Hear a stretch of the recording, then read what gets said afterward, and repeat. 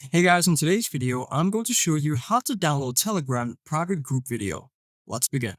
Now, once you've opened up Telegram and you found the group that you want to download the video from, what you notice is that once the person sends the video onto the group, your device will automatically download it so that you can view it. Now, if you want to view the video outside of Telegram app, then what you simply need to do is you need to go to your Files app. So once you've opened your files, you're going to go to your phone, and then you're going to look for Android at the top.